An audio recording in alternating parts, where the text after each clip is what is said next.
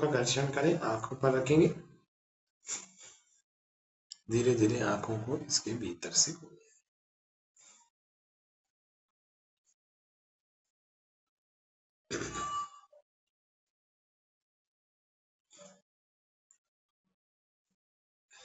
मधुलिका जी, बच्चा आया क्या आपका?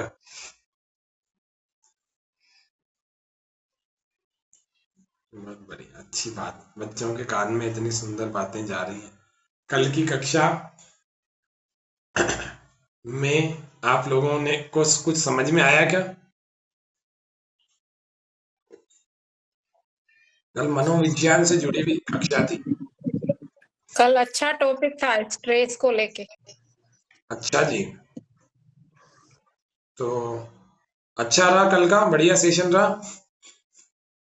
कल की हमारी कोई रिकॉर्डिंग नहीं हुई थी, आपको शायद नहीं पता होगा क्योंकि मैं था नहीं, है ना, क्योंकि मैं ही सिस्टम पर रिकॉर्डिंग करता हूँ, तो कल की रिकॉर्डिंग नहीं हुई थी। कल वैसे ही आपको समझाने की, आपकी समझ बढ़ाने के लिए उस टॉपिक को रखा था, जिससे कि आपको पता लगे ये गहरा विषय, सामान्य विषय नहीं है। तो जब जब गहरे विषय की चर्चा की जाती है, तब मैं सोचता हूँ कि आपको उसको और अच्छे ढंग से, बिना तनाव के, आपको उसको समझना चाहिए, सीखना चाहिए। तो आप सब लोगों में से कौन प्रकट नहीं हो रखा है? श्रुति जी, आप भी प्रकट नहीं हो। अभी 9 देवियां प्रकट हुई थी नवरात्रा में। ये समस्या, ये इस बैच में भी देवता कम ही रहे, एक या दो ही देवता है। वो भी कल आए थे, एक 20 मिनट सांस रोकने वाले। आज दिख नहीं रहे हो। अच्छा, चलो कोई बात नहीं। अब एक बात बताओ, आप लोगों के थोड़े पेपर को डिस्कस कर लूं क्या मैं? आप लोगों ने उस दिन जो सवाल पूछ दिए थे, जवाब, है ना? 1 मिनट, आया।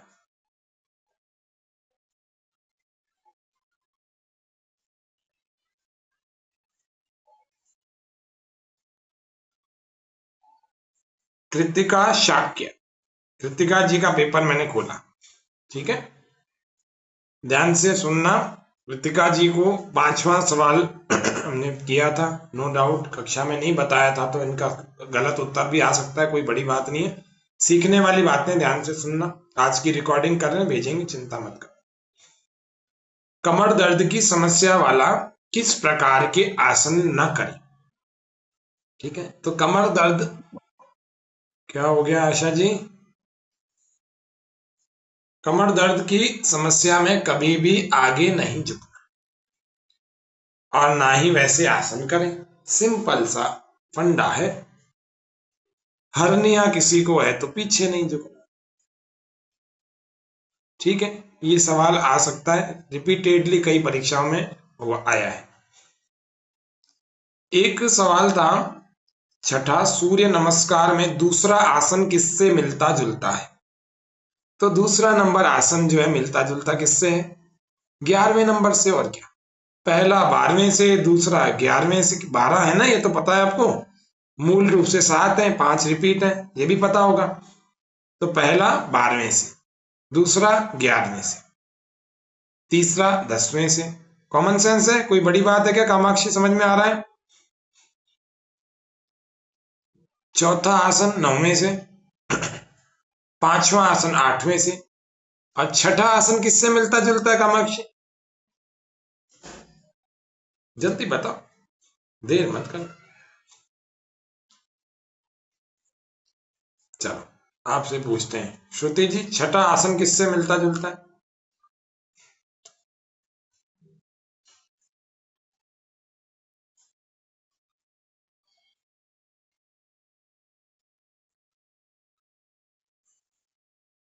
नहीं, इनका भी नहीं आई आवाज। चलो कोई बात नहीं। मधुलिका जी, छठा आसन किससे मिलता जुलता है? किसी से भी नहीं है, वो अष्टांग योग है। अष्टांग योग नहीं है, अष्टांग नमस्कार या प्रणाम, अष्टांग नमस्कार या फिर सर्वांग, अष्टांग नमस्कार एक तो कहते हैं, और एक साष्टांग आसन कहते हैं ना, दो नाम है इसके। साष्टांग आसन। और 7वां नंबर किससे मिलता जुलता है? भुजंगासन। हाँ, भुजंगासन। इसे कितनी बार रिपीट हो रहा है ये तो बताओगा ना।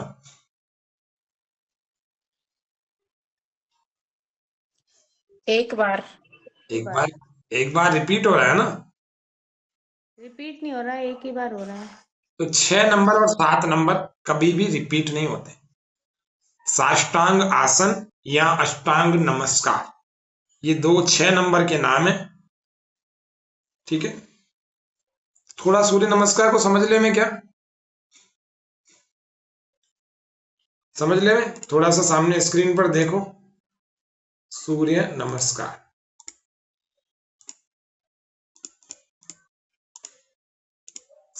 हाँ जी, कामाक्षी क्या सवाल पूछा था बताया क्या।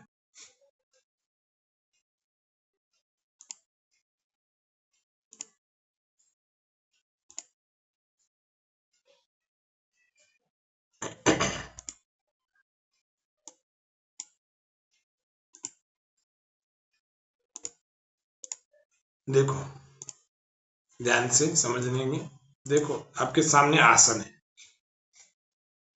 इसको 1 को 12 से मिला लो, इसको नमस्कार आसन कहते हैं। नाम याद रख लो, जिंदगी भर में कभी भूलोगे नहीं, लिखने का कोई काम ही नहीं है, बस समझ लो क्योंकि मैं समझा रहा हूं।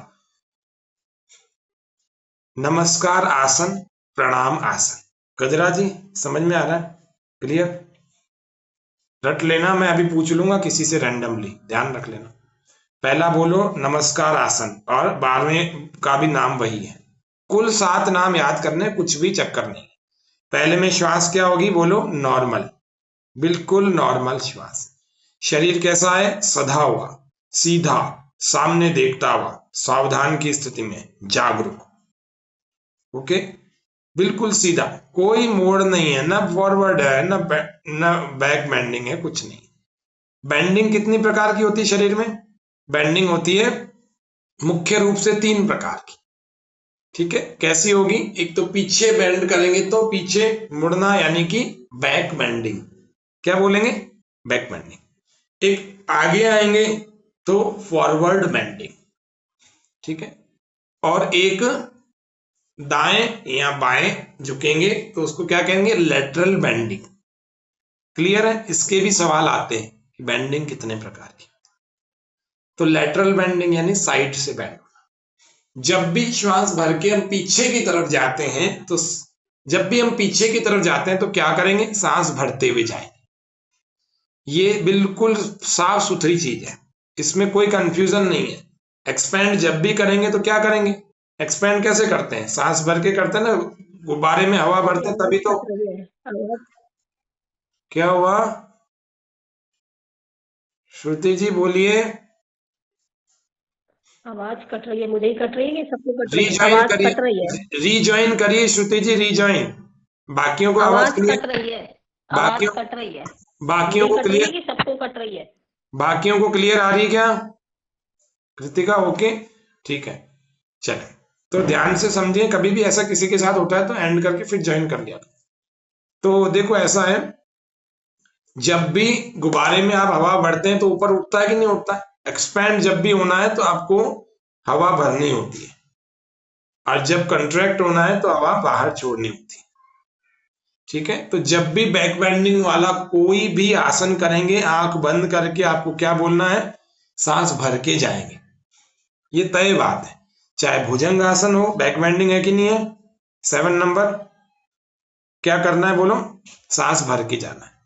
अब आ जाओ, एक बार सांस का नियमन देख लेते हैं, सेकंड में बताओ, मैं पूछता जा रहा हूं, मधुलिका जी सेकंड में सांस भरेंगे कि बाहर छोड़ेंगे, बताओ। भरेंगे।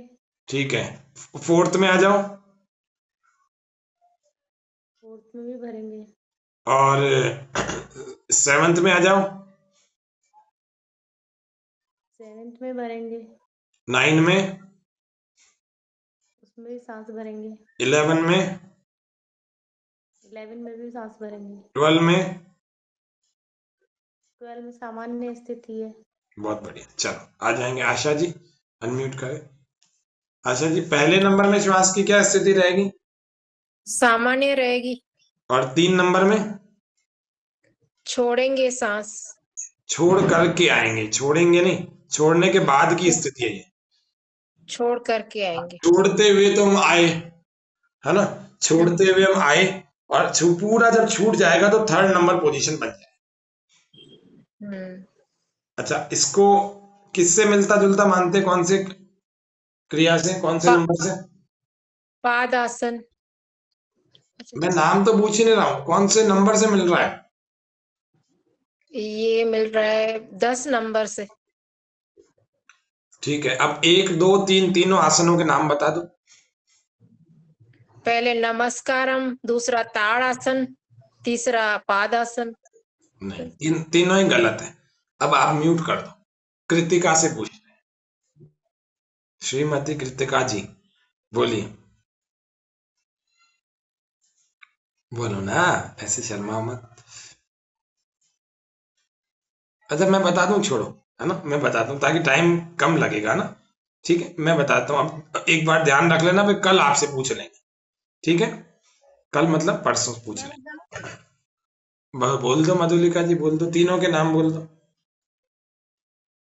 पहला तो नमस्कार आसन या प्रणाम आसन, दूसरा हस्तोत्तानासन और तीसरा है हस्तपादासन। थर्ड नंबर गलत बोल दिया। कामाक्षी बोल दो। पादहस्तासन। हाँ, वो कामाक्षी बोल दो, चलो। बहुत अच्छा कृतिका जी। पादहस्तासन ही था। तीनों के नाम बता दो, कामाक्षी बोलो तीनों के। नमस्कार मुद्रा, हस्तोत्तानासन, पादहस्तासन, फिर अश्व संचालनासन, फिर रुक जाओ बेटा, जब आपसे पूछते हैं जब तो आपकी आवाज आती नहीं है, और जब पूछते हैं थोड़ा सा, जब पूरा बता देते हो।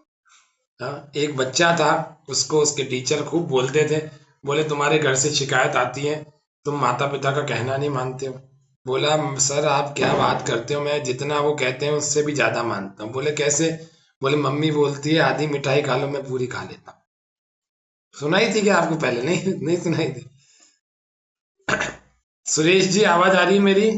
हाँ, श्रुति जी आ रही है? अब तो नहीं कट रही? हाँ आ रही है, आवाज आ रही है। ठीक है, ठीक है।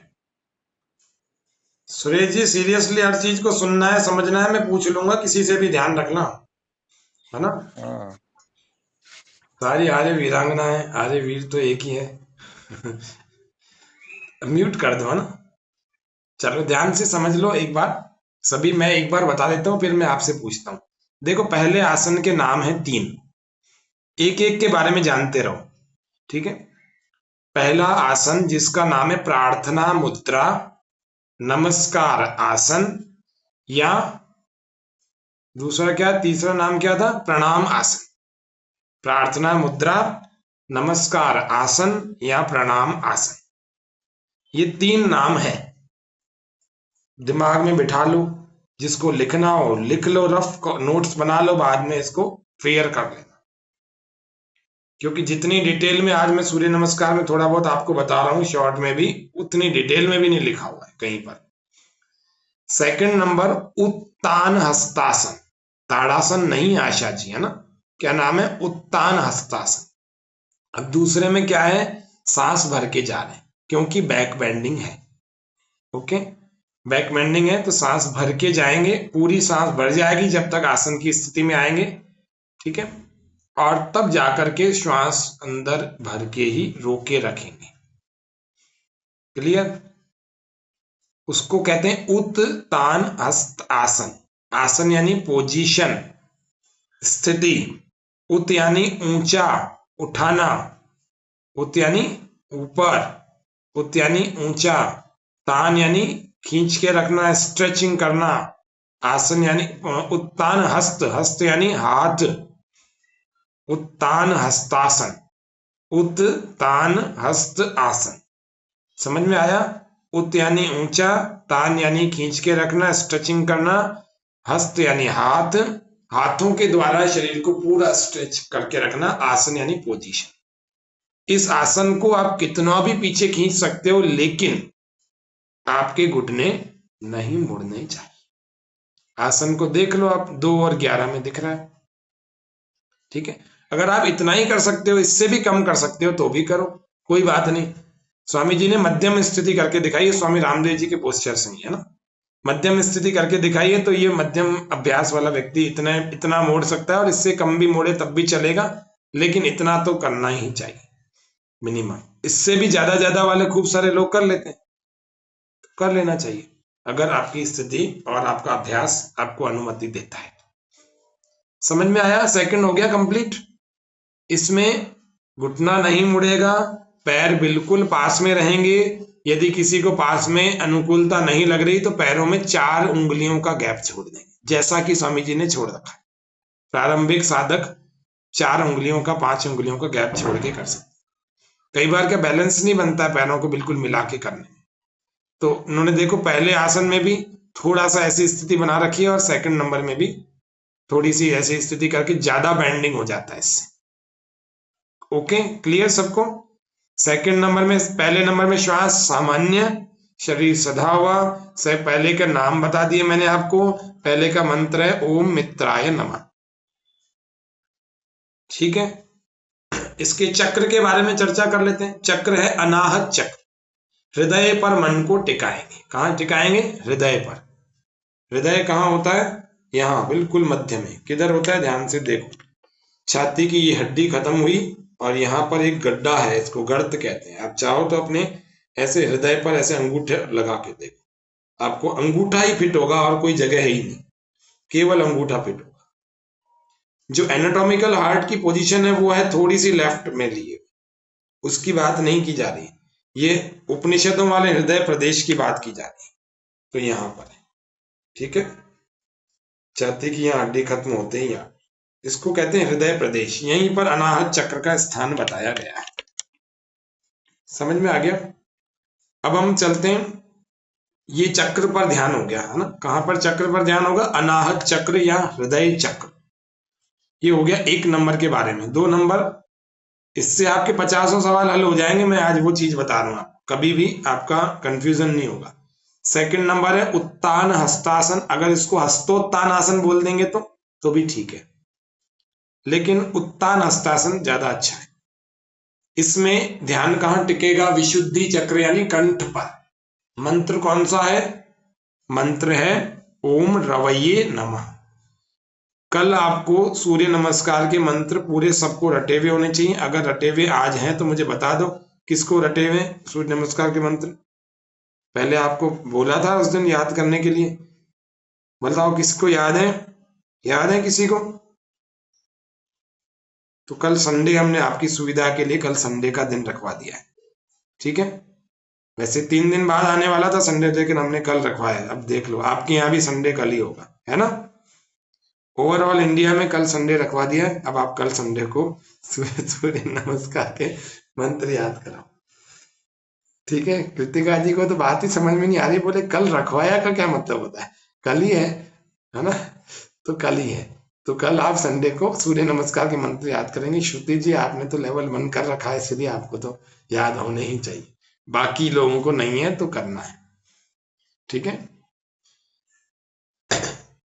इसका जो चक्र पर ध्यान है, फिर बोल रहा हूं विशुद्धि चक्र पर है। क्लियर? विशुद्धि यानी thyroid, parathyroid gland. 3rd number की बात की जा रही है। तीसरे नंबर आसन का नाम है पाद हस्त आसन। पाद यानी पैर, हस्त यानी हाथ, आसन यानी पोजीशन। पैर जब हाथों के पास में या हाथ जब पैरों के पास हो तब जो पोजीशन बनती है उसको हम पाद हस्तासन कहते हैं। इसमें भी घुटने नहीं मुड़ने चाहिए, ये आपको ध्यान रखना। श्वास कैसे होगा? क्योंकि फॉरवर्ड बेंडिंग है तो श्वास बाहर हो। क्लियर है? समझ में आया? समझ में आ रहा है? आगे चलें। 4 नंबर, श्वास बाहर है। अच्छा, इसका मंत्र क्या है? ओम सूर्याय नमः। सूर्य नमस्कार का सूर्य शब्द जो आता है वो ही है। चक्र पर कौन से पर ध्यान करेंगे? तो स्वादिष्ठान चक्र पर ध्यान करें। आप ज्यादा परेशान मत हो, इस स्लाइड में आपको दे रखा है किस पर कौन सा चक्र है, सब लिख कर दिया हुआ ये रहा। आप इसमें पढ़ लेना, खाली इसको समझ लो। अभी केवल समझ बढ़ा रहे हैं, सब लिखा हुआ भेज दिया है आपको, पहले से भेजा हुआ है। ज्यादा परेशान मत हो कि मैंने तो लिखा नहीं जी आगे बढ़ गए, ऐसा नहीं है, आपको सब दे रखा है। ओके, 4। अच्छा, स्वादिष्ठान चक्र का मतलब क्या होता है? स्वादिष्ठान चक्र का मतलब होता है excretory system, pelvic region. Excretory system समझते हो? संबंधित हाँ, क्या कह रहे हैं श्रुति जी?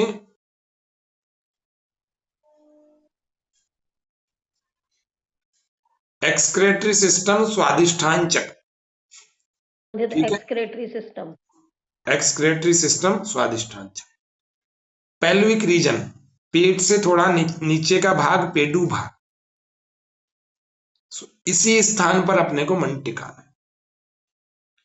4 नंबर पे आते हैं। 4 नंबर का नाम है अश्व संचालन आसन। अगर दायां पैर आगे होगा दोनों हाथों के बीच में, तब हम दक्षिण अश्व संचालन आसन कहेंगे, और बायां पैर आगे होगा तो वाम अश्व संचालन आसन कहेंगे। इसको 4 नंबर और 9 नंबर बिल्कुल सेम है। इसका मंत्र क्या है? ओम भानवे नमः। इसमें कौन से चक्र पर ध्यान करेंगे? तो आज्या चक्र पर ध्यान करेंगे। जहां तिलक लगाते हैं इस चक्र, इसके पीछे जो चक्र कल्पना किया गया है हठयोग के विद्वानों के द्वारा, तो इसको क्या कहेंगे? आज्या चक्र। जिसको आप आज्ञा बोलते हो ना, वो आज्या है वास्तव में, आज्या चक्र। ठीक है, आगे चलेंगे। इसमें श्वास कैसा होगा? अंदर होगा। श्वास का तो सबको पहले समझ में आ ही गया, एक ही कॉन्सेप्ट बता दिया था, उससे सबको समझ में आ गया होगा। 5 नंबर श्वास बाहर है। एड़ियां कैसे लग, अच्छा 4 नंबर की पोजीशन देख लो। दोनों हाथों के मध्य में एक पैर है और दूसरे वाले घुटने को जमीन पर नहीं लगाया हुआ है और दूसरे वाले पैर का लॉक लगाया हुआ है। आगे वाले पूरा पैर जमीन पर है, श्वास अंदर है, कमर को पूरा मोड़ा जा रहा है। आंखें खोलकर छाती में पूरा श्वास भर के आकाश में दृष्टि टिकाई जा रही है। वक्ष का विकास करेगा। आज्या चक्र हमारे मस्तिष्क का विकास करेगा। अस्थमा, कफ के जिनको रोग हैं, उन विशेष परेशानी लोगों को के लिए भी यह उत्तम अभ्यास है। बस सभी अभ्यासों को, योग के अभ्यासों को करने से ठीक पहले या थोड़ी देर पहले आपको नासिका में नस्य करना चाहिए। नस्य यानी नाक में तेल अवश्य लगाना चाहिए। ऐसे नाक में तेल लिया, यूं लगाया, अप्लाई किया, इधर से खींच लिया, इधर लगाया। आयुर्वेद में इसको मर्श और प्रतिमर्श कहते हैं। तो आप योग के प्रत्येक आसन का पूरा पूरा लाभ उठा सकते हैं अगर आपने मर्श और प्रतिमर्श किया या नस्य किया, तो साधारण शब्दों में कहा जाए। 5 नंबर में देखेंगे श्वास पूरा, अभी बता देंगे कृतिका, चिंता मत करो। 5 नंबर देखो, इसको कहते हैं माउंटेन पोज अंग्रेजी भाषा में। मुझे पता है आपका क्या सवाल है, मेरे को सब जाना है।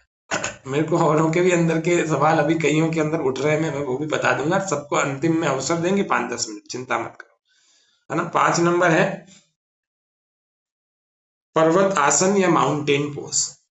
ठीक है, माउंटेन पोज या पर्वत आसन। ध्यान से आप इस आसन को देखो, 5 और 8 को देखो। एड़ियां जमीन से लगी हैं कि नहीं लगी हैं?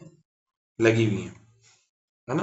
तो एड़ियों को जमीन से कब लगाना, ध्यान से देखना। 4 नंबर में जहां पैर था ना, वहीं पर पैर उसको सीधा कर देना है। इसको आगे नहीं लेके आना है, बल्कि इस आगे वाले पैर को पीछे वाले के बिल्कुल पास में टिका देना है।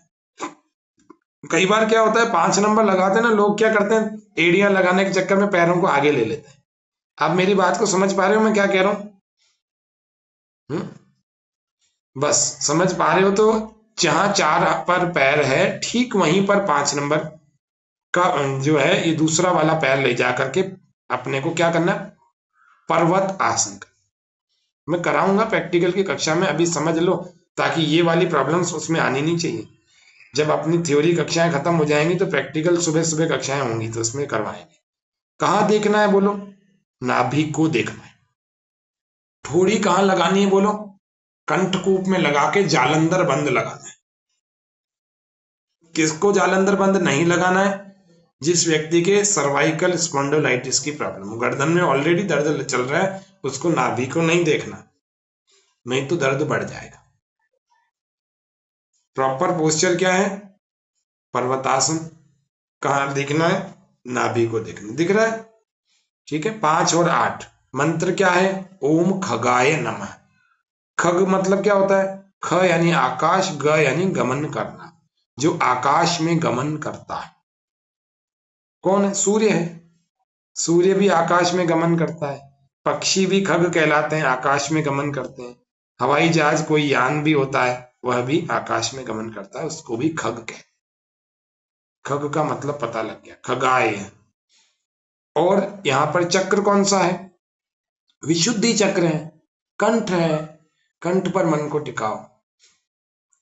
क्लियर हो गए 5।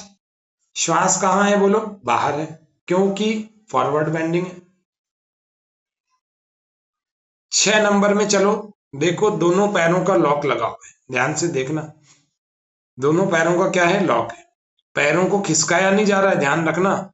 जहां पर 4 नंबर में आप पीछे ले गए, वहीं पर 5 नंबर में रखा है, वहीं पर 6 नंबर में रखा हुआ है। घुटने जमीन से, छाती यानी चेस्ट जमीन से और ठोड़ी जमीन से, कोहनियों को अंदर दबा दिया। अभी मेरा प्रैक्टिकली वीडियो आपको दिखाऊंगा, उसको देखोगे तो और क्लियर हो जाएगा। क्या है इसका नाम? है अष्टांग आसन या साष्टांग नमस्कार। ठीक है। 5 नंबर का एक और आसन का नाम लिख लो। 5 नंबर को पर्वतासन तो लिखते हैं, और साथ में अधोमुख श्वान आसन भी लिखते हैं। अधोमुख श्वान आसन, अधोमुख श्वान आसन। अधो मतलब नीचे, मुख यानी मुंह, श्वान यानी कुत्ता, आसन यानी पोजीशन। ऐसा कुत्ता जो नीचे की तरफ देख रहा है। कितना इंटरेस्टिंग नाम है। हंसी आ रही है ना। 6 नंबर है, बोलो। बोल दीजिए चाचा जी, कट गया। श्रुति जी चिंता मत करो, आप रिकॉर्डिंग देख लेना। अगर कभी नेटवर्क की प्रॉब्लम आती भी है तो अधोमुख श्वान आसन कहते हैं 5 नंबर, और पर्वतासन भी कहते हैं। श्वास बाहर होती है, कंठ पर टिका हुआ रहता है, और ओम खगाय नमः इसका मंत्र है। चलें आगे। 6 नंबर। 6 नंबर को कहते हैं अष्टांग नमस्कार, साष्टांग आसन या साष्टांग नमस्कार या अष्टांग आसन। साष्टांग नमस्कार और अष्टांग आसन कुछ भी कह सकते हैं। अष्टांग क्यों कहते हैं? क्योंकि 8 अंग जमीन पर लगते हैं। 2 पैर, 2 हाथ, घुटने, छाती और ठोड़ी। पैर, हाथ कितने हो गए? 4। 2 घुटने हो गए 6, छाती और ठोड़ी हो गई 8। हो गया। बाकी का पार्ट देखो, पूरा शरीर उठा हुआ है ऊपर, जितने लगने चाहिए उतने ही लग रहे हैं। कुछ लोग तो इसमें बिल्कुल धराशायी हो जाते हैं कि आराम मिल गया 7-6 में। नहीं, श्वासें कैसी रहेंगी? बोलो। सामान्य। कुछ स्थानों पर आपको यूं दिखने में आएगा कि श्वासें बाहर रहेंगी, नहीं, बाहर तो 5 नंबर में थी। अल्टरनेटिव ब्रीदिंग चल रही है, देखते जाओ। पहले नंबर में सामान्य, दूसरे में अंदर, तीसरे में बाहर, चौथे में अंदर, 5वें में बाहर, छठे में फिर सामान्य। छठा आपका जंक्शन पॉइंट है, बीच का थोड़ा पॉइंट है रेस्ट करने का, लेकिन श्वासों में रेस्ट किया है, बाकी तो शरीर में मेहनत पूरी हो रही है। इसके चक्र कौन सा है? मणिपुर चक्र, यानी आपका डाइजेशन सिस्टम, यानी नाभि पर मन को टिकाना है कि मेरी मेटाबॉलिक रेट अच्छी हो रही है, मेरा मेटाबॉलिज्म अच्छा हो रहा है।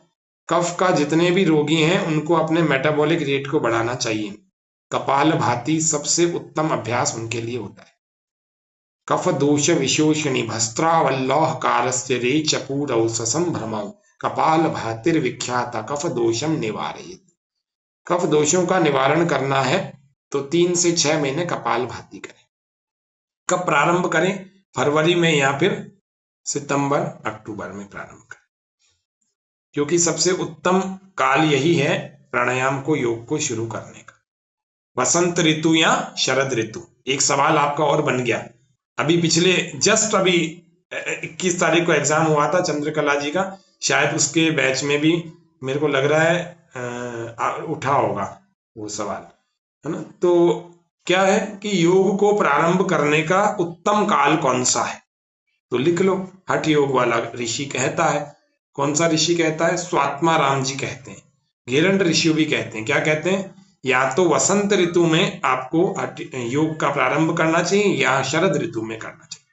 वसंत ऋतु मतलब फरवरी मार्च, और शरद ऋतु यानी सितंबर अक्टूबर। ठीक है।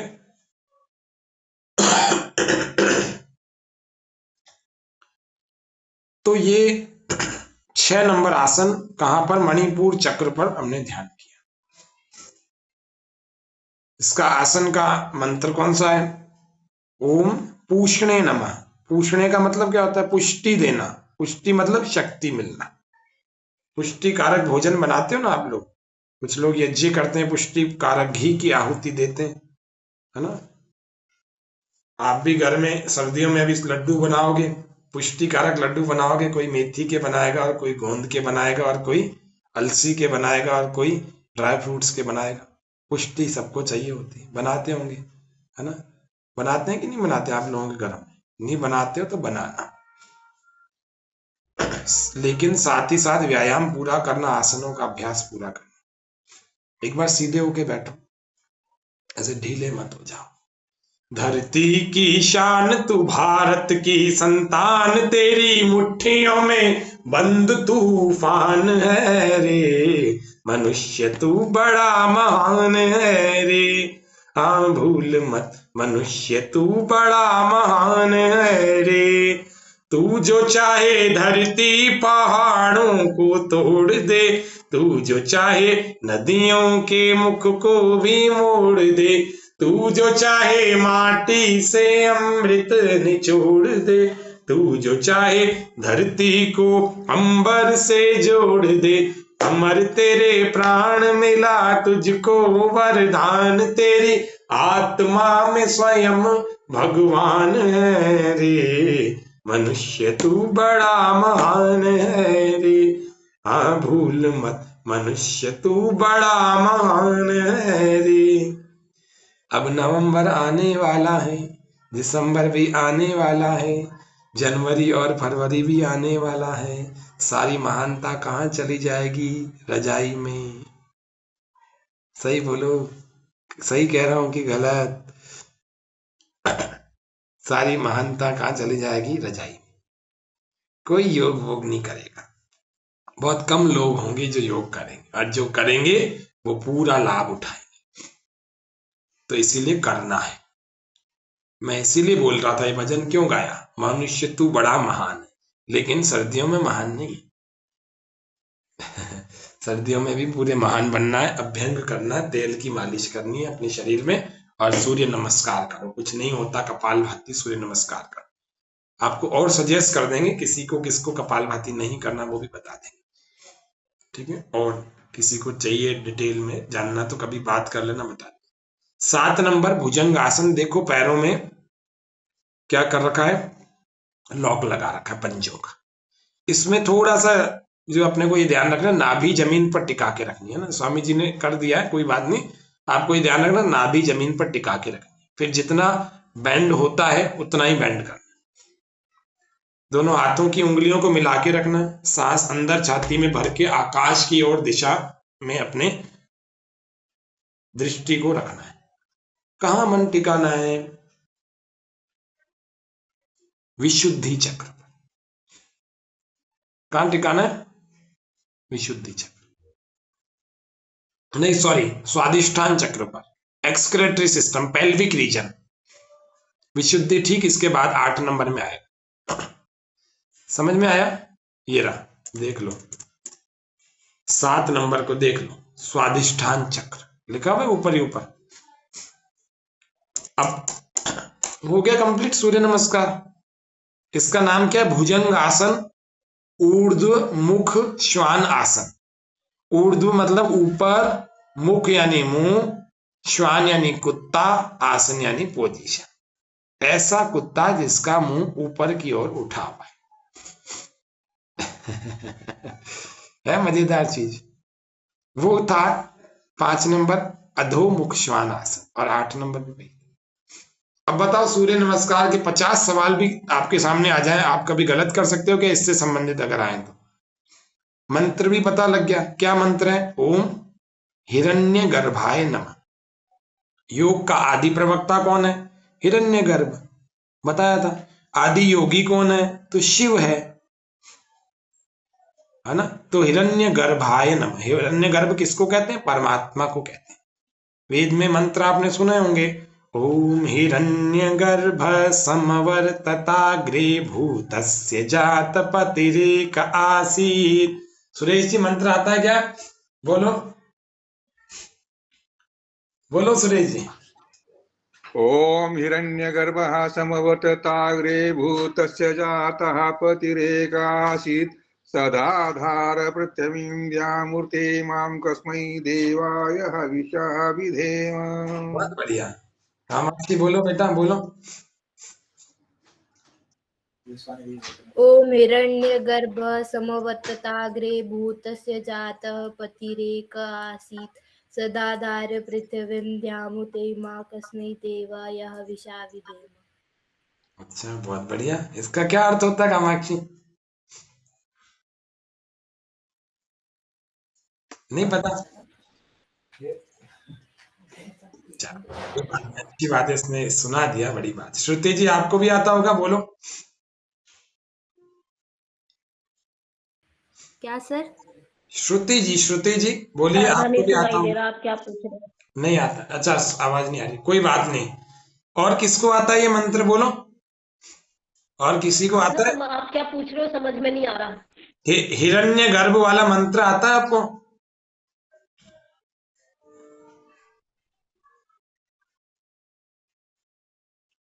अच्छा सुनो, अब इसका मंत्र का अर्थ बोलो। कामाक्षी क्या कह रहे हो? जो स्वप्रकाश रूप और जिसने प्रकाश करने हारे सूर्य चंद्रमा आदि उत्पन्न करके धारण किया, जो इस संपूर्ण जगत का प्रसिद्ध स्वामी एक ही चेतन स्वरूप था, जो सब जगत के उत्पन्न होने से पूर्व वर्तमान था, वह इस भूमि आदि को धारण कर रहा है। हम सब मिलके उसकी उपासना करें। बेटा बिना देखे बोल सकते हो? मैं देख के नहीं बोल रही सर। अच्छा ठीक है, बहुत अच्छा है, ये तो बड़ा अच्छा है, इसने सुना दिया। और किसी को अर्थ नहीं आता हो तो वो क्या बोलेगा? हिरण्य गर्भ, एक हिरणी थी, वो गर्भवती हो गई। समवर्तत आग्रे, आगे चल करके। भूतस्य जात पति रेखा आसित, उसका एक ही पति था, उसने भूत को पैदा किया। भूतस्य जात है ना, तो उसने एक भूत को पैदा किया। और भूत देवता से डर तो सबको लगता है, तो सदाधार उसने, भूत ने सारी पृथ्वी को, अंतरिक्ष को और 3 लोकों को धारण कर लिया। और इसीलिए भूत से डर तो लगता है उस देवता की, उस भूत को हम हवि दे रहे। ये हो गया मजाक वाला अर्थ। एक दिन हमारे गुरुकुल में आचार्य जी ने, एक दिन हमारे एक किसी ब्रह्मचारी के मन में यही अर्थ आता था। बोले जब भी आप मंत्र पढ़ते हो ना तो यही आता था, एक हिरणी थी, गर्भवती हो गई, और ऐसी ऐसी बात करके पूरा मंत्र की ऐसी गति कर दी कि कोई मतलब ही नहीं निकला उसका, मतलब मजाक, सबको हंसी छूट गई। तो वास्तव में यही अर्थ है जो कामाक्षी ने बताया। बोलो श्रुति जी, आवाज आ रही है? ठीक है, नहीं आ रही? एक और अर्थ उन्होंने बताया, बोले एक हिरणी थी, वो गर्भावस्था में थी, समवर्तत आगरे में रहती थी। आगरे में, उत्तर प्रदेश में आगरा है ना, वहां रहती थी। बोलो बोलो श्रुति जी, बोलो। आपके अभी भी प्रॉब्लम है नेट की। चल कोई बात नहीं, देखो अब हिरण्य गर्भाय से अब तो कभी नहीं भूलोगे। 7 नंबर, 2 सवाल आपके पूरे पूरे क्लियर हो गए। हिरण्य गर्भाय नमः। देखो थोड़ा मनोरंजन भी जरूरी है, इसलिए कर देता हूँ, नहीं तो फिर आप गंभीर हो जाओगे। कंटिन्यू आधे घंटे से क्लास चल रही है, एक मनोविज्ञान है, 40 मिनट से ज्यादा कोई क्लास का पीरियड होना भी नहीं चाहिए। ये आप लोग जो टीचर हो वो जानते होंगे। श्रुति जी आप टीचर हो, एक मधुलिका जी भी, आप भी टीचर हो। जो लोग टीचर हो उनको पता होगा कि 40-45 मिनट के पीरियड्स क्यों बनाए गए। तो एक बीच में हो जाता है, फिर अब दूसरे सेशन में चलते हैं। ध्यान से देखो, 7 नंबर का मंत्र है हिरण्य गर्भाय नमः, और इसका नाम है ऊर्ध्वमुख श्वान आसन या भुजंग आसन। भुजंग मतलब सांप, ठीक है। सांप के सर्पासन, इसको सर्पासन भी कहते हैं जी।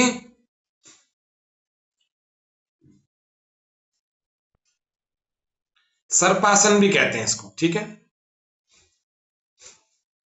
सर्पासन, भुजंगासन और ऊर्ध्वमुख श्वान आसन, ये कंप्लीट हो गया 7 नंबर। 8, 9, 10, 11, 12 सेम स्वाद, ठीक है। 8 में वही 5 वाला रिपीट होगा, 9 में वही 4 वाला, और 10 में 3 वाला, 11 में 2 वाला, और 12 में 1 वाला। एक और सवाल इनका था। अब बताओ, सूर्य नमस्कार का तो झंझट सारा खत्म हो गया। मुझे तो नहीं लगता सूर्य नमस्कार से संबंधित आपके कोई कंफ्यूजन होंगे। किसी के हों भी तो साइड में नोट कर लेना, अभी लास्ट में आपको 5-7 मिनट देंगे जब पूछ लेना, ठीक है। एक सवाल और उत्तर दिया था कृतिका जी ने, 10वां नंबर, सच्चाई, सादगी, काम में यह संतुलन, यह किसके गुण है? ये रजस के नहीं है। काम में संतुलन है ना, किसके? सात्विकता के। हल्कापन, एकाग्र, करुणा, प्रसन्नता, मुदिता, सच्चाई, सादगी, काम में संतुलन, दिमाग का ठिकाने रहना, ये सब क्या है? स्मृति, ये सब है सात्विकता के गुण होते हैं। ये सवाल उठता है, अभी पिछले से पिछले में सात्विकता के गुणों के पर उठा था। सब अलर्ट होकर के बैठना, मैं पूछ लूंगा किसी से कुछ भी, अभी आज की क्लास में पूछ लूंगा किसके गुण है? सात्विकता के, ठीक है। चंचलता है राजसिकता का गुण। श्रुति जी ने दिया पूरा। आशा जी के सवालों को देखते हैं। सूर्य नमस्कार इनमें से किस ग्रंथ में है? तो किसी भी ग्रंथ में नहीं है। डम डम डमरू, कहीं का भी नहीं है। पारंपरिक अभ्यास है, किसी भी ग्रंथ में नहीं दिया हुआ है। एक ग्रंथ बिहार स्कूल ऑफ योगा मुंगेर से प्रकाशित हुआ, जिसका नाम था सूर्य नमस्कार नाम की पुस्तक। स्वामी सत्यानंद सरस्वती जी ने उसको लिखा है, बाकी किसी ग्रंथ में नहीं। पारंपरिक अभ्यास है, इसीलिए इसके आसनों के बारे में कोई ऐसे ऑथेंटिसिटी के साथ नहीं बोल सकता कि ये सही है, मैं कर रहा हूं वही सही है, वो कर रहा है वो गलत है, ऐसा नहीं है। परंपरा से जो कर रहा है। अब 7 नंबर जो आसन आपने देखा, उसमें पैरों का लॉक खोल करके भी करते हैं कुछ लोग, और कुछ लॉक को लगा के करते हैं, कुछ लोग शरीर को उठा के करते हैं, समझ रहे हो? नाभि जमीन को नहीं टच होती है, लोअर पार्ट जमीन को टच नहीं होता, ऊपर उठा रहता है। तो विवेकानंद वाले, सेंटर वाले कुछ अलग करते हैं, पतंजलि वाले अलग करते हैं, मोरारजी देसाई वाले थोड़े अलग करते हैं। सूर्य नमस्कार कोई लोग 12वें नंबर को काउंट ही नहीं करते हैं, उसमें शशक आसन भी काउंट कर दिया विवेकानंद कन्याकुमारी केंद्र वालों ने। ऐसे अलग अलग पद्धतियां भारत में चलती हैं, 2-3 पद्धतियां। किसी ने 14 का कर रखा है, किसी ने 10 का कर रखा है, किसी ने 11 का ही कर रखा है। आर्यवीर दल वाले 11 का ही देखते हैं, आर्यवीर वीरांगना दल सब अलग अलग करते हैं। तो कुल मिला के ये थोड़ी स्टैंडर्ड पद्धति है, आप इसी को ध्यान रखेंगे, ठीक है। आशा जी का एक उत्तर वही था, पाद हस्तासन, गलत है। दूसरा आसन किससे मिलता है? तो उत्तान हस्तासन या हस्तोत्तान आसन से मिलता है। आप लोग भी वही गलती करते हो जो मैं बचपन में किया करता था, पाद हस्तासन को हस्त पादासन बोल देता। हस्त पादासन मत बोलना, हस्त पादासन दूसरा आसन है, पता नहीं कौन सा है, आपके अभी सिलेबस में ही नहीं हस्त पादासन, समझ रहे हो? पाद हस्तासन ही है। कामाक्षी ने 100% कर दिया, मम्मी की सहायता से करा कि किसकी सहायता से? कमर दर्द में मधुलिका जी ने लिखा है, पीछे झुकने वाले ना करें, बल्कि पीछे झुकने वाले करेंगे तो सही हो जाएगा कमर दर्द, आगे झुकने वाले ना करें। क्लियर हो गया होगा। भगवत गीता में योग क्या है? क्या है? समत्वम योग उच्यते, योग चित्त वृत्ति निरोध है, तो अपने योग दर्शन का है, ठीक है। समझ में आया? 2 परिभाषाएं तो सबको याद हो गई। योग चित्त वृत्ति निरोध 1.2 योग दर्शन, और योगस्थ कुरु कर्माणि संगम त्यक्त्वा धनंजय सिद्ध्य सिद्ध्यो समो भूत्वा समत्वम योग उच्यते। इसको पूरा नहीं याद हो रहा किसी से, इतना तो याद होगा, समत्वम योग उच्यते, समता बैलेंस को योग कहते हैं। तो किसका है? 2.48 मद भगवत गीता, 2.48 श्रीमद भगवत गीता। क्लियर? ये 2 टिप्स पर होने चाहिए, ध्यान रख लेना। 10वें नंबर में भी वो भी उन्होंने भी यही किया है, और 13 नंबर में भी गड़बड़ करी है। चलो कोई बात नहीं, गजरा जी की बात आती है जिनका अभी ध्यान कक्षा में थोड़ा कम है। 13 नंबर, शरीर मन बुद्धि और आत्मा का विज्ञान योग है। कि वाक्य क्या है, शाश्वत है कि सत्य है कि क्या है? तो वैज्ञानिक वाक्य है, सत्य है, शाश्वत नहीं होना चाहिए। एक और टेस्ट था आपका, उस टेस्ट को और देख लेते हैं। टेस्ट नंबर 1, 24 तारीख, कृतिका शाक्य। फिर चलते हैं कृतिका जी को, देखते हैं इसमें, नहीं ये तो वही हो गया, वही वाला हो गया। टेस्ट नंबर 2 देखना है। 2 में आप लोगों की गलतियां बता रहा हूं, कहाँ कहाँ गड़बड़ करी है आपने। पूर्व शास्त्रीय काल में क्या आता है, भगवत गीता तो नहीं आता, पढ़ लेना स्लाइड में क्या आता है। अंतःकरण चतुष्टय में क्या सम्मिलित नहीं है? अरे मन बुद्धि चित्त अहंकार 4 बताए थे ना, इसके अलावा जो भी होगा वो आंसर होगा। तो अहंकार इन्होंने उत्तर लगा दिया, तो अहंकार तो अंतःकरण चतुष्टय में सम्मिलित है। ठीक है, संदीपा शर्मा जी आज दिख नहीं रहे, संदीपा जी ने गलत लगाया 2-3। योग दर्शन के रचनाकार घेरंड ऋषि लिख दिया।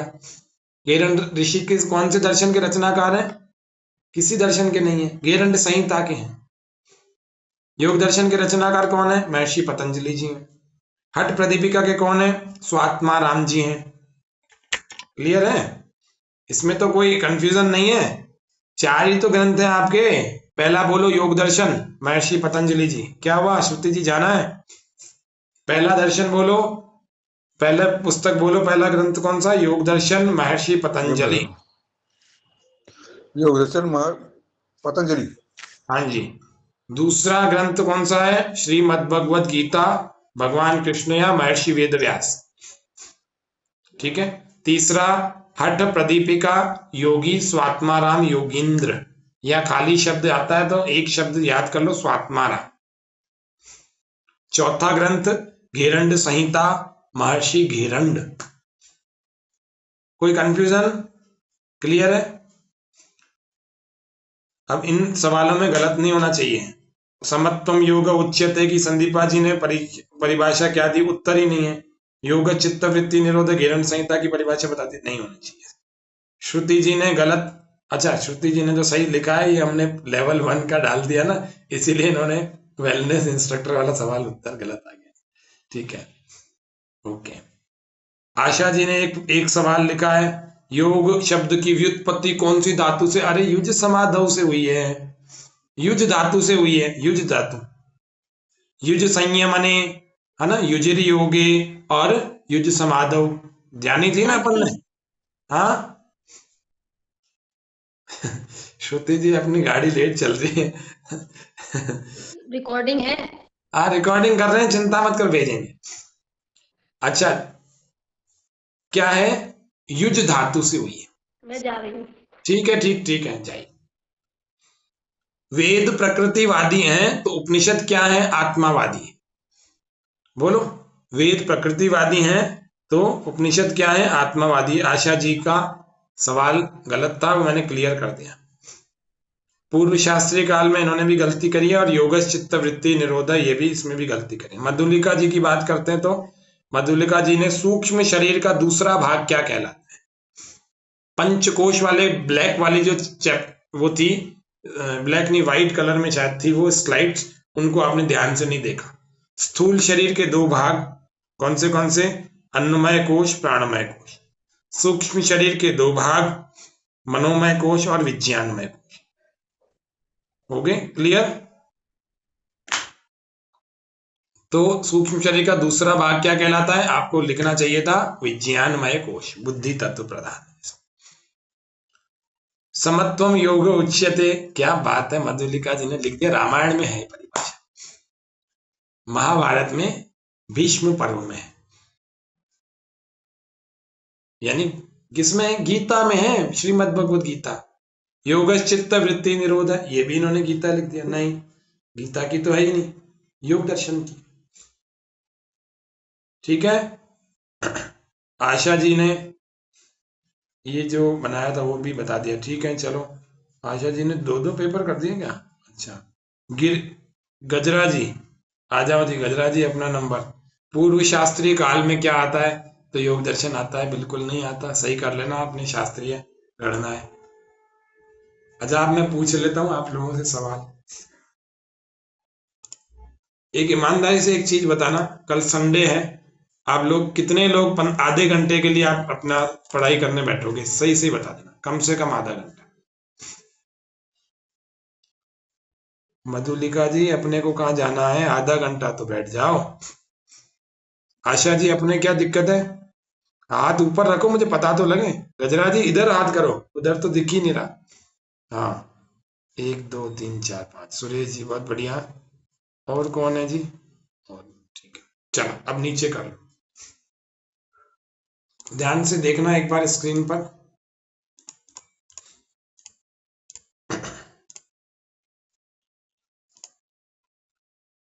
आप लोगों को ये पीडीएफ ग्रुप में सबको मिली कि नहीं मिली, ये बताओ पहले। आप लोगों ने अगर इसको प्रिंट नहीं निकाला हो तो तत्काल प्रभाव से इसका प्रिंट ले। प्राणायाम के लिए ये कुछ नियम है, आसनों के लिए ये कुछ नियम है। इसको हमने उस दिन पढ़ना शुरू किया था। 1.3 वाले पार्ट को, आपको यूनिट 1 में 1.3 के पार्ट को क्लियर कर रहा है। सबके समझ में आता है? किसी ने प्रिंट निकाला है उसका? सर मैंने निकाला है। बहुत बढ़िया, बधाई हो।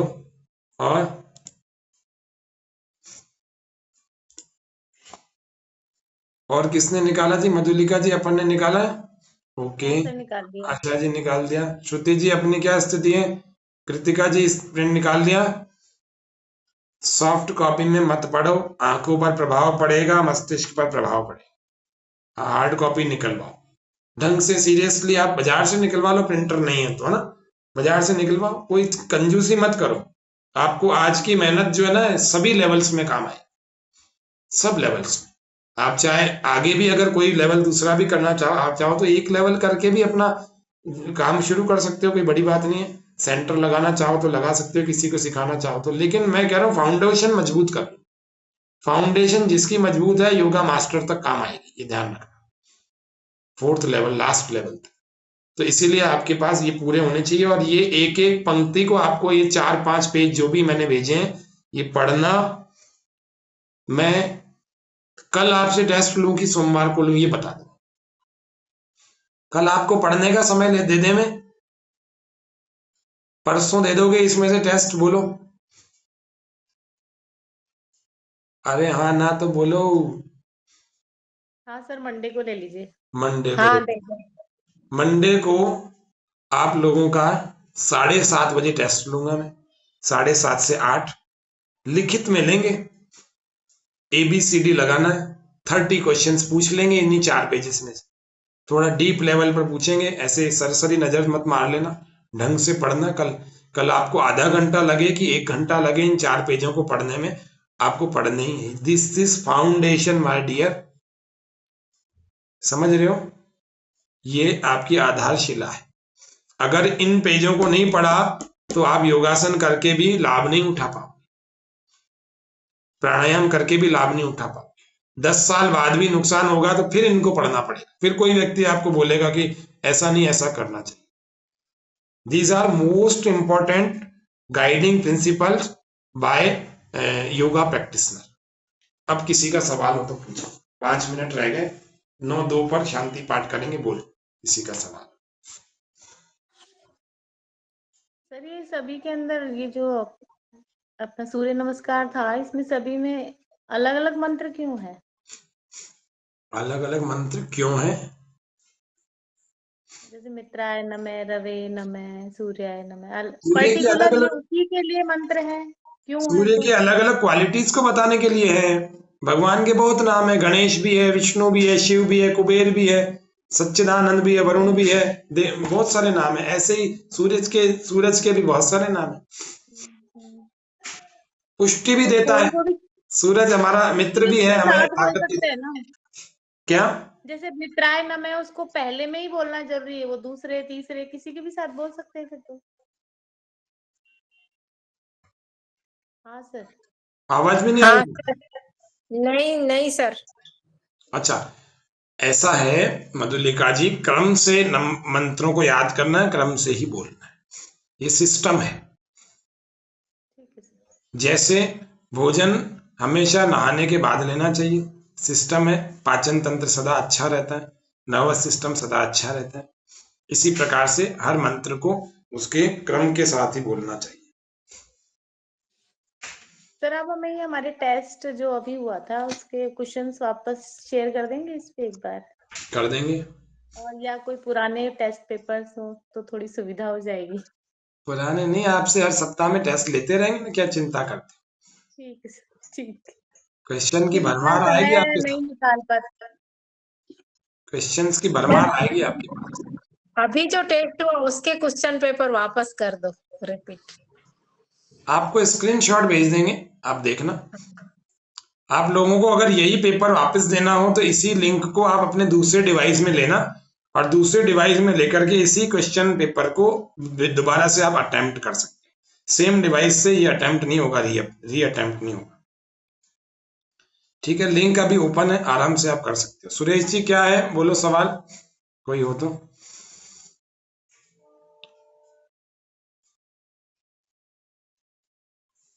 नहीं, कृतिका जी सवाल बोलेंगे।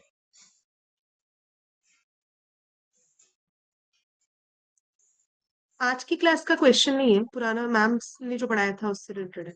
पूछूं मैं? जो त्रिगुण बताए थे, सत्व, रजस और तमस। आवाज आ रही है मेरी? आ रही पूछिए। तो मैम ने ऐसा बताया था कि हम एक दिन के अंदर हमारा अलग अलग नेचर रहता है। जब हम मॉर्निंग में उठते हैं तो हम सात्विक होते हैं, दिन में हमारा रजस होता है, और फिर शाम में हमारा तमस वाला नेचर होता है। अगर पॉजिटिव वे में अगर वो है तो अच्छा है, अगर नेगेटिव में है तो मतलब that is matter of concern. तो मैं ये जानना चाह रही थी कि जैसे हम ऐसा बोलते हैं कि किसी व्यक्ति का सात्विक प्रकृति है या उसका नेचर है सात्विक, तो ये वही है जैसे राजसिक है, तामसिक प्रकृति है किसी की। तो अगर ये सेम चीज है, तो मैं ये जानना चाह रही थी कि क्या हम एक्सटर्नल एफर्ट से, मान लीजिए कोई तामसिक है किसी की प्रवृत्ति, कि मतलब वो हमेशा ड्राउजी रहता है या हमेशा उसको मतलब लेथार्जिक अगर इसकी है अगर, तो हम क्या एक्सटर्नल एफर्ट से हम उस प्रकृति को सही कर सकते हैं क्या? मतलब 100% बदल सकते हैं, 100% एक्सटर्नल एफर्ट से ही बदला जा सकता है, और कोई तरीका ही नहीं है, पहला। दूसरा, यहाँ तो त्रिगुण की बात कर रहे हो, मैं तो त्रिदोष की बात भी बता दूं, ये तो गुण की बात कर रहे हैं, दोष की भी बात बता दूं, उसको भी 100% बदला जा सकता है। कोई कफ प्रकृति का व्यक्ति है, उसको अपनी प्रकृति चेंज करनी है कि साहब मैं तो कफ प्रकृति से बहुत परेशान हो गया, तो थोड़ा सा मेहनत नहीं, ज्यादा मेहनत करनी पड़ेगी योग के क्षेत्र में आके। उसको डाइट को आयुर्वेद का एक आध छोटी सी कोई चीज लेकर के, अच्छे वैद्य जी से सलाह लेकर, या हमसे एक दिन बात कर लेना, और उसके अलावा योग की पर्टिकुलर स्पेसिफिक प्रैक्टिसेस को करके आप अपनी प्रकृति को भी बदल सकते हो। जिसका जीता जागता उदाहरण मैं हूं, मैं कफ प्रकृति का व्यक्ति हूं, लेकिन अब पित्त में हूं, मतलब अब पित्त में नहीं, अब कफ और पित्त प्रकृति शांत हो गई लगभग, अब तीनों सम अवस्था लगभग। सम अवस्था तो कभी किसी की नहीं रहती है, साल में 2 ही दिन रहती है, बैलेंस है, मतलब कोई कफ प्रकृति अभी उभरी हुई नहीं है। नहीं तो कफ प्रकृति बचपन में इतनी उभरी हुई थी तो आप सोच नहीं सकते थे, इतना वो होती थी। तो मैं ये बता रहा हूं आपको कि 100% बदला जा सकता है, केवल सही दिशा में कदम बढ़ाने की आवश्यकता है, प्रॉपर डायरेक्शन की जरूरत है, सब हो सकता है, चाहे वो त्रिगुण हो और चाहे वो त्रिदोष। तो फिर ये जो कॉन्सेप्ट था कि मतलब मॉर्निंग में मतलब हमारा सत्व रहता है, दिन में ये मतलब मैं उस चीज को नहीं समझ पा रही, मतलब वो ये क्या तो है, प्रकृति एनर्जी है, है? प्रकृति है ना। सुबह सुबह किसी व्यक्ति को पानी पतासे खाने का स्वाद थोड़ी है, पानी पतासे खाने की इच्छा थोड़ी होती है। सुबह सुबह किसी को नींद पूरी हो गई, अब सुबह सुबह कोई व्यक्ति बोले जी मैं तो 3 घंटे सोऊंगा, आएगी नहीं, सुबह तो एक्टिव रहती है बॉडी, तो सात्विक है ना। सुबह सुबह करुणा, एनर्जी है दया, बॉडी। सच्चाई, सादगी, योग करने की इच्छा होती है। दोपहर में किसी को 12 बजे बोलो कि तुमने भोजन नहीं किया फिर भी योग करो, नहीं नहीं अभी मन नहीं है यार, तो दोपहर में राजसिक कचौरी पकौड़ी ऐसे बहुत सारी चीजें खाने की इच्छा होगी, मन में चंचलता होगी, गति होगी, काम करने की इच्छा होगी, जो भी काम आप ऑफिस वगैरह जो भी करते हो, ऐसा लगेगा कुछ इससे प्रोडक्टिव पावर का यूज करें, है ना, तो प्रोडक्शन कर ले कुछ ना कुछ। इस प्रकार से ये राजसिक प्रवृत्ति है। लेकिन ये राजसिक प्रकृति काम कैसे आती है देख लो, आपको चंचल रहने में, आपको सक्रिय रहने में काम आती है, गतिमान रहने में काम आती है। तो इनको मित्र बनाया जा सकता है। तामसिक प्रकृति, और तामसिक भी मित्र के रूप में रह सकती है ना, बिल्कुल आराम देती है रात को, आपकी तामसिक प्रकृति रहती है, शरीर बिल्कुल सोया पड़ा रहता है, बिल्कुल आरामदायक स्थिति, तो तामसिक अवस्था में ही है, बताओ, स्थिरता पूर्वक सोया हुआ है, तो तामसिक भी मित्रत्व है, सात्विक भी मित्रत्व है, राजसिक भी मित्रत्व है, मित्रत्व भाव वाली है। अब अपने को पता लगाना चाहिए कि हमारी प्रकृति हमारे काम में कैसे आएगी। अब ध्यान में व्यक्ति बैठा हुआ है, शरीर कौन सी स्थिति में, बोलो, तामसिक स्थिति में, है ना, प्रकाश, क्रिया और स्थिति, तो स्थिति में है ना, हिल थोड़ी रहा है, हिलजुल थोड़ी रहा है, हाँ बिल्कुल तामसिक स्थिति में, क्योंकि स्थिरता है। तामसिक का मतलब केवल आलस्य नहीं है, ध्यान रखना, स्थिरता है। हाँ, वही पॉजिटिव नेगेटिव। और लेकिन मन कौन सी स्थिति में, सात्विक स्थिति, ठीक है। इसको थोड़ा बिल्कुल हेयर लाइन है, इसको समझने की जरूरत है। और मैं तो हेयर लाइन नहीं, मैं तो इसको मोटा अंतर कहता हूँ। हेयर लाइन तो लोग कर लेते हैं कंफ्यूजन के चक्कर में, है नहीं, बहुत बिल्कुल साफ साफ पता लग रहा है, मोटा मोटा अंतर है ना। स्थिरता, प्रकाश और क्रिया। प्रकाश मतलब सब बहुत अच्छे अच्छे गुण अगर आपके अंदर प्रकाशित हो रहे हैं, बहुत अच्छा करने का मन कर रहा है, किसी का सद्गुण, किसी का परोपकार करने का मन कर रहा है, लोगों का उपकार करने का मन कर रहा है, दान करने की इच्छा हो रही है ना, प्राणायाम करने की इच्छा हो रही है ना, जो भी ये सब चीजें क्या है, सुबह जल्दी उठ करके ईश्वर का ध्यान करने की इच्छा हो रही है, ये क्या सात्विक है, सत्व गुण है सारा उभरा हुआ। तो इसको एक्सटर्नल एफर्ट से ही उभार करके बढ़ाया जा सकता है, या प्रकृति को बदला जा सकता है। रात को भी सात्विक स्थिति आप पैदा कर सकते, दोपहर में भी पैदा कर सकते, बस वो संगति और आहार विहार भी डिपेंड करता है। और आपकी सोच क्या है, रोज किस तरह की रीडिंग करते हो। रीडिंग ही नहीं कर रहे हो, आपका दिमाग खाली है, तो क्या पैदा होगा, खाली खेत में क्या पैदा होता है, खाली जमीन में खरपतवार, और खरपतवार पैदा होती है तो वो विषैली भी होती है, जमीन को बंजर बना देती, खराब कर देती। तो ऐसे कंप्लीटली एक्सटर्नल एफर्ट्स ही आपके काम करेंगे, और कुछ भी एफर्ट्स है ही नहीं। और बोलो, बस, और बोलो किसी सर अगर लेट नहीं हो रहा तो मेरा भी एक क्वेश्चन है, अगर लेट नहीं हो रहा कोई तो लेट मेरा नहीं भी है, मैं बैठा हूँ, कोई दिक्कत नहीं, आप लोगों को लेट नहीं होता, अभी शांति पाठ करेंगे।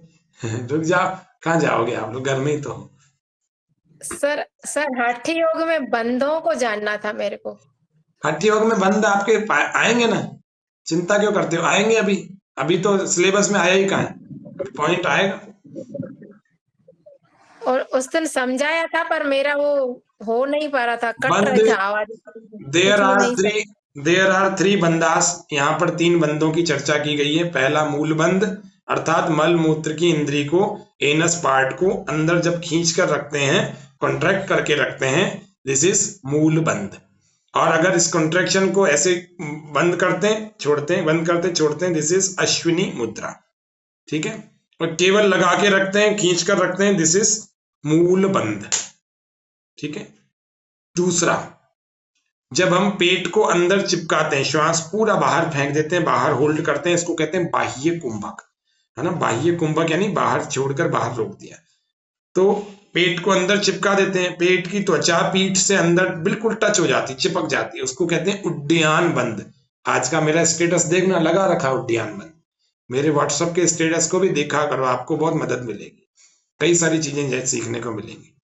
और तीसरा उड्डयन बंद। तीसरा क्या है, जालंधर बंद। ठोड़ी को कंठ को गड्ढा, यहाँ पर एक गड्ढा होता है, एक गड्ढा आपको छाती की हड्डी खत्म होती है, हृदय प्रदेश बताया था, और एक गड्ढा यहाँ पर है गंडमाला के बीच में, यहाँ पर देखो, है ना, यहाँ पर अपनी ठोड़ी क्या यहाँ लग जाती, इसको कहते हैं जालंधर बंद, ठीक है। तो 3 बंद होते हैं। ये एक प्राणायाम होता है बाह्य प्राणायाम, उस बाह्य प्राणायाम में ये तीनों बंद लगा करते हैं। ये है उड्डयन बंद। स्टेटस देख लिया करो, बहुत कुछ आता है इसमें, काम की बातें हैं। ये पूरी पोजीशन मैंने दिखा रखी थी, 1% फैट नहीं है बॉडी पर, देख लो। ये होता है योगाभ्यासी शरीर। मधुलिका जी को हंसी आ रही है, हाँ हंसी क्यों आ रही है? बोले अपना कब होगा ऐसा ऐसा? फैट ही फैट बचा है ना हमारे, तो इसलिए। मैं आप लोगों का तो एनालिसिस नहीं कर सकता, मैं तो मेरी बात बता रहा हूँ। हठ योग में ऐसा करने के लिए विधान है, और इसको करने के बाद ऑटोमेटिकली बिना किसी एक्स्ट्रा एफर्ट के 6 पैक्स क्रिएट हो जाते हैं। 6 नहीं 8, 8 नहीं 10 तो ऐसे पैक्स क्रिएट हो जाते हैं। तो ये थोड़ी सी बात। अब बताओ, किसी का सवाल हो तो बोलो फटाफट। नहीं है? बहुत बढ़िया, मैं सवाल पूछ लूंगा, ध्यान रखना। आप लोग नहीं पूछते हो तो मैं समझ लूंगा आपको सब कुछ आ गया है।